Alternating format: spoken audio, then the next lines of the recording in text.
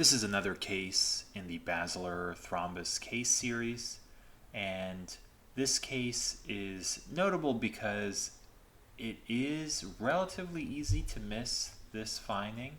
It is another non-occlusive basilar thrombus, and in this case we do not have a non-contrast, so we can't evaluate for a hyperdense basilar. And what I wanted to show you is starting with the CTA. If we look over here, we have a very small kind of contributor from the right vert, but once it does connect here, we have our basilar artery, and then as we go through, it really just is this subtle little filling defect here in the proximal basilar. So if you're not windowing correctly or optimally for your scan and you're using excessively harsh windows, you can miss this. And I think in this case, the rest of the basilar, as far as we can tell, looks okay. The PCAs look okay.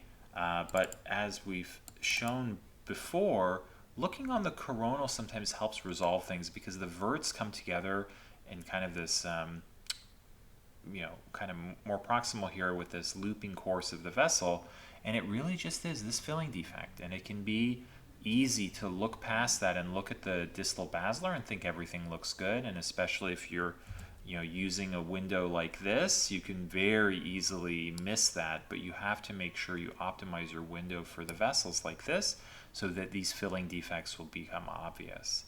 Now, again, in this case, the patient, for various reasons, did not actually go to neuro-IR for evaluation, but when you're on call, you want to make this finding and you want to make sure that the team is considering intervention as is appropriate given the patient's clinical context, because if we go to the follow-up MRI in the posterior circulation, looking at the coronal diffusion, we have an acute infarct, and we can confirm that with ADC.